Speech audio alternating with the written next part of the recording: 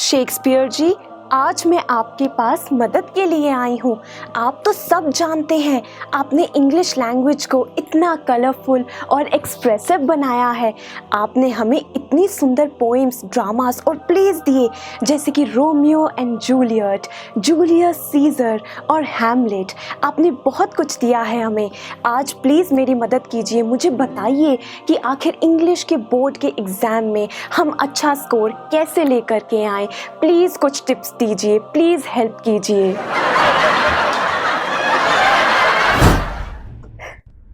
Hello my dear students, board के exam में हम अपना बेस्ट स्कोर कैसे लेकर के आए। वेल, ये डाउट तो हम सबके माइंड में आता है, स्पेशली जब बात हो इंग्लिश सब्जेक्ट की। देखिए, इंग्लिश में बहुत सारी डिफरेंट स्ट्रीम्स होती हैं, reading, writing, literature, grammar, different sections होते हैं। हर डिफरेंट सेक्शन में हम अपना बेस्ट कैसे दें, इसके लिए सही स्ट्रैटेजीज का पता होना बहुत ज़रूरी है। देखिए दोस्तों, हर एग्जाम के लिए एक बेसिक प्रिपरेशन तो हमेशा से की जाती है, जैसे कि सिलेबस को कंप्लीट करना, अच्छे नोट्स बनाना, रिवाइज करना, सैम्पल पेपर सॉल्व करना, साथ में प्रैक्टिस प्रैक्टिस प्रैक्टिस करते रहना। ये बेसिक टेक्निक्स का यूज तो हमेशा से किया जाता है। इंग्लिश के केस में भी हम इन्हें जरूर अपनाएंगे।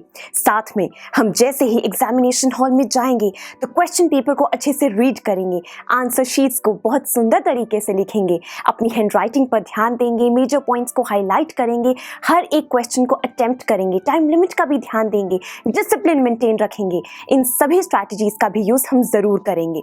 पर अब क्योंकि इंग्लिश के केस में हमें specifically grammar, literature, reading, writing in different sections को ध्यान में रखना होता है, इसीलिए दोस्तों आज मैं आप लोगों को एक एक्सपर्ट से मिलवाना चाहती हूँ। वो एक्सपर्ट ही हमें बताएंगे कि आखिर हम लोग ऐसे किन टिप्स को अपनाएं जिससे इंग्लिश के सब्जेक्ट में हम अपना बेस्ट स्कोर लेकर के आ पाएं, हम अपनी परफॉर्मेंस से बहुत खुश हों अपने एग्जाम में। तो फिर चलिए स्टूडेंट्स, एक्सपर्ट से मिलते हैं। स्टूडेंट्स, इंग्लिश बोर्ड एग्जामिनेशन की अगर हम कुछ स्पेशलाइज्ड टिप, कुछ स्पेसिफिक टिप्स की बात करें तो उसके लिए हमें समझना होगा कि स्टूडेंट्स को इंग्लिश एग्जाम में सबसे ज्यादा प्रॉब्लम किस चीज में आती है।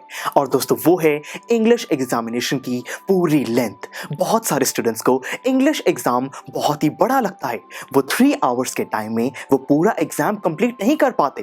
तो इसीलिए टाइम को सही तरीके से मैनेज करना सबसे ज्यादा इंपॉर्टेंट है। दोस्तों, इससे भी ज्यादा इंपॉर्टेंट है टाइम को इस तरीके से मैनेज करना कि लास्ट में आपके पास रिवीजन का भी टाइम हो, जिसमें आप अपने आंसर्स को जल्दी से पढ़ सको, स्पेलिंग्स को करेक्ट कर सको, फॉर्मेट को ठीक कर सको और ओवरऑल पूरा कॉन्फिडेंस गेन कर सको। और दोस्तों, इसके लिए एक ऐसी चीज जो कि आपको बहुत ज्यादा हेल्प करेगी, वो है अपने आंसर्स की वर्ड लिमिट को हमेशा ध्यान में रखना।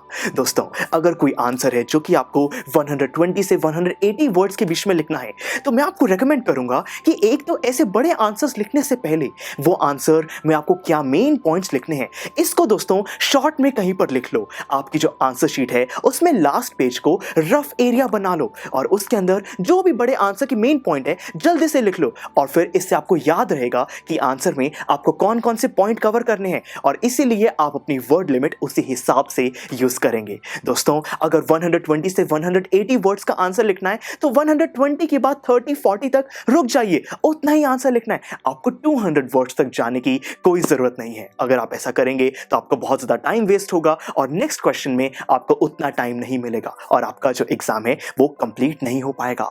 इसीलिए ये वर्ड लिमिट को दोस्तों ध्यान रखना बहुत ही ज्यादा इंपॉर्टेंट है। अब दोस्तों, हम स्पेसिफिक सेक्शन की बात करते हैं, जैसे कि सबसे पहले होता है रीडिंग सेक्शन। रीडिंग सेक्शन में एक बेसिक स्ट्रैटेजी जरूर फॉलो कीजिए। मैंने आपको अपने लेक्चर्स में भी एक्सप्लेन की है, जो कि है दोस्तों कि आपको जो पूरा रीडिंग पैसेज है उसको पूरा रीड नहीं करना है, इतना टाइम किसी के पास नहीं है। आपको सिंपली वो पूरे पैसेज में जो अलग अलग पैराग्राफ्स हैं उनके सिर्फ फर्स्ट लाइन को रीड करके वो पूरा पैराग्राफ किस बारे में है पता लग जाएगा, वो साइड में लिख लो और फिर सीधा क्वेश्चंस पे जाओ। क्वेश्चन से आपको पता लग जाएगा कि आंसर कौन से पैराग्राफ में मिलेगा, जल्दी से आंसर ढूंढ के आप लिख दीजिए। यही स्ट्रैटेजी आपको फॉलो करनी है। उसके बाद आता है आपका राइटिंग सेक्शन। राइटिंग सेक्शन में दोस्तों इतने बड़े बड़े हमें आंसर्स लिखने होते हैं, उसमें सबसे इंपॉर्टेंट है 2 चीजें। पहला है आपका फॉर्मेट, और दूसरा है आपकी प्रेजेंटेशन। ये सबसे ज्यादा इंपॉर्टेंट है दोस्तों। जब भी आपका जो टीचर जो आपका एग्जाम चेक करेगा, वो आंसर देखेगा, सबसे पहले वो ये चेक करेंगे कि क्या आपका फॉर्मेट सही है। अगर आपका फॉर्मेट सही है, आपको दोस्तों 50% पॉइंट्स तो उसी टाइम मिल जाएंगे।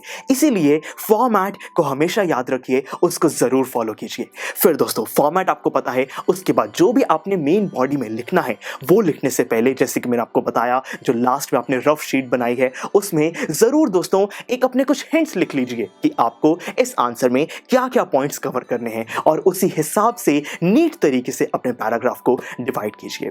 फिर दोस्तों बात आती है ग्रामर सेक्शन की।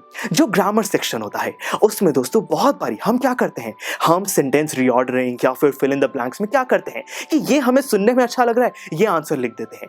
हमें ऐसा बिल्कुल नहीं करना है, अपने इंट्यूशन में नहीं, बल्कि जो हमने ग्रामर के रूल स्टडी किए हैं उस पे ज्यादा ट्रस्ट करना है। रूल्स के हिसाब से हमें अपने आंसर्स चूज करने हैं, हमें अपना सॉल्यूशन प्रेजेंट करना है।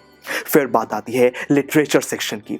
लिटरेचर सेक्शन में मैं आपको यही कहूंगा कि दोस्तों अपना आंसर जितना ज्यादा आप डिस्क्रिप्टिव लिख सकते हैं, जितने ज्यादा आप उसमें एक्सप्रेशंस ऐड कर सकते हैं, उतना कीजिए। उसी से आपका आंसर बहुत ही इंटरेस्टिंग, बहुत ही अच्छा बन जाएगा। मैं आपको रेकमेंड करता हूं कि जब हम कोई भी चैप्टर या पोइट्री समझते हैं, उसके अंदर समझते हुए जिन एडजेक्टिव्स का हम यूज करते हैं, आप उन्हीं को यूज कीजिए। उससे टीचर को बहुत ही आसानी से पता लग जाता है कि आपने सही तरीके से अपना चैप्टर पढ़ा है, आपको पूरी नॉलेज है। तो उन्हीं कुछ फेमिलियर वर्ड्स को यूज करके आप ज्यादा बेटर परफॉर्म कर सकते हैं। तो दोस्तों यही कुछ स्ट्रैटेजीज हैं जिसको यूज करके इंग्लिश बोर्ड एग्जाम में आप बहुत अच्छा स्कोर गेन कर सकते हैं। एंड में मैं आपको यही कहूंगा कि जो ओवरऑल हमारे एग्जाम की परफॉर्मेंस होती है, जो सक्सेस है दोस्तों, वो एक रिजल्ट है आपकी प्रैक्टिस का, आपके हार्ड वर्क का। तो इसीलिए बहुत ही अच्छे से मेहनत कीजिए। I wish you all the best. Thank you for watching. Students, I am sure आपको ये वीडियो बहुत पसंद आया होगा। तो इसी तरह से इंटरेस्टिंग तरीके से अगर आप सारे कॉन्सेप्ट्स, थ्योरीज, डिफरेंट चैप्टर समझना चाहते हैं तो डाउनलोड करिए PUSTAC ऐप, क्योंकि इस ऐप पर आपको बहुत कुछ मिलेगा। सैम्पल पेपर्स हो, टिप वीडियोस हो, different lectures, back exercise, solutions, बहुत कुछ। So what are you waiting for? Download PUSTAC app.